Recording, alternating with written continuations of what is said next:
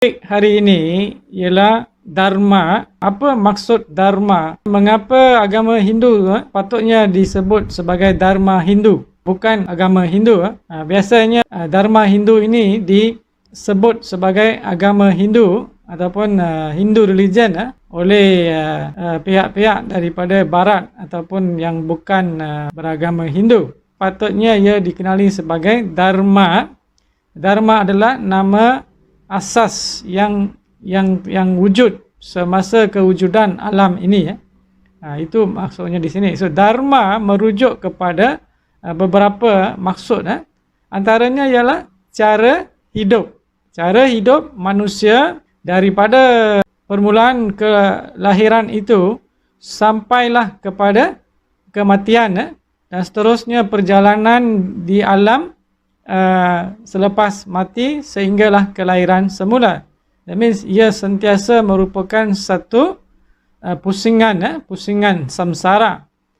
Dia bukan terhenti pada satu kehidupan. Dia akan berterusan sehinggalah sesuatu roh manusia itu mencapai moksha.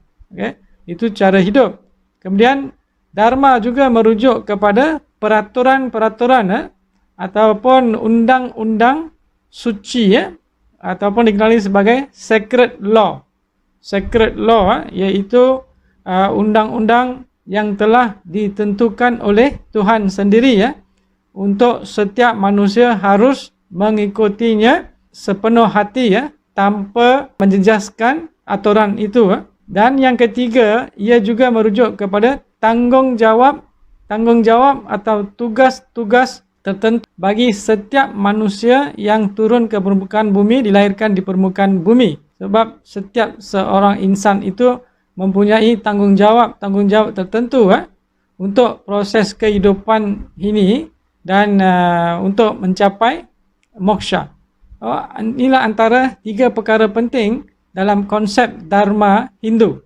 Ini asas. Ia tidak seperti dalam perkataan yang dirujuk sebagai agama dalam agama-agama lain. Maksud agama dengan dharma ini sangat jauh berbeza. Okey, kita perlu lihat satu persatu mengapa dharma ini sangat penting. So kalau setiap seorang manusia di permukaan bumi ini mengikuti dharma ini secara sepenuh hati, tulus, ikhlas, ini adalah tujuan untuk menjaga keharmonian kepada semua benda hidup di permukaan alam bumi ini benda hidup dan juga bukan hidup. Sama ada angin, air, api, kesemuanya. Kalau benda hidup merujuk kepada manusia dan juga haiwan dan juga tumbuhan. So ini melibatkan keperluan kehidupan untuk setiap benda hidup untuk hidup secara harmoni di permukaan bumi ini Dan bukan saja di bumi ini, ia juga melibatkan tiga alam utama iaitu buloga bumi, burloga iaitu perantara antara bumi dengan alam syurga dewa dan juga swarga loga iaitu alam dewa dan syurga. So ini melibatkan keharmonian untuk keseluruhan alam semesta, bukan di permukaan bumi saja. So beberapa ciri yang penting dalam melihat Dharma Hindu, antaranya sifat abadi. Ia merupakan undang-undang abadi dikenali sebagai eternal law, iaitu ia wujud secara semula jadi, secara sendiri, dikenali sebagai swayambhu, iaitu tidak ada orang yang mencipta undang-undang ini, dharma ini, atau tidak ada juga orang yang akan boleh memusnahkannya kerana ia diturunkan oleh Tuhan sendiri. Contohnya kalau kita lihat sebuah atom tidak ada orang yang boleh cipta dia ataupun boleh dimusnahkannya. Ia hanya boleh berubah keadaan dia, itu saja yang boleh berlaku. So dharma ini ialah dharma Hindu ataupun dikenali sebagai dharma Sanatana ataupun juga dikenali sebagai dharma Arya. So inilah keadaan dharma, maksud dharma. So beberapa ciri penting ialah satu tadi sebagai kekal, abadi. Yang kedua, biasanya penganut agama lain kata agama Hindu tiada pengasas. Ini satu tafsiran yang salah. Sebenarnya agama Dharma Hindu ini pengasasnya ialah Tuhan sendiri ya. Tuhan sendiri yang mengasaskan ya. Bukan seperti agama-agama lain diasaskan oleh manusia tertentu. Itu perbezaan antara dharma dengan agama. So dalam hal ini Tuhan sendiri ya dalam bentuk Brahma. Tuhan sendiri dalam Brahman, Brahman dalam bentuk Brahma yang menjadi tugas penciptaan, menciptakan seluruh alam. Daripada penciptaan itulah muncul iaitu Manu. Manu ini adalah manusia yang diciptakan oleh Brahma, iaitu manusia Swayambhu juga, iaitu bukan manusia biasa, dicipta oleh Brahma sendiri ya. Dan setiap manawantara ada seorang Manu, dan dalam konsep agama Hindu ada Dharma Hindu ada 14 manawantara. Setiap manawantara ini ada 4 yuga. 4 yuga iaitu Satya, Dwapara, Treta dan Kali Yuga. So 4 yuga. So setiap satu yuga ada, setiap satu manawantara ada seorang Manu.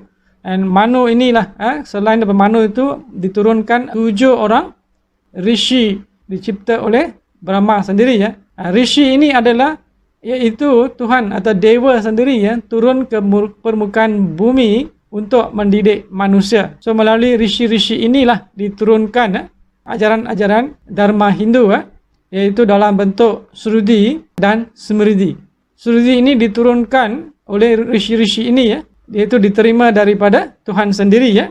Seterusnya kalau tengok kita ada rishi-rishi inilah muncul Veda, kemudian dari sana muncul Upanishad, kemudian muncul Purana, Agamas, dan muncul cerita-cerita sejarah-sejarah seperti Mahabharata, Ramayana, Bhagavad Gita untuk mendidik manusia mengenai Dharma Hindu. So kita tidak ada satu kitab yang dikatakan satu kitab, malahan sebenarnya dia merupakan kitab yang paling asas digunakan ialah Veda.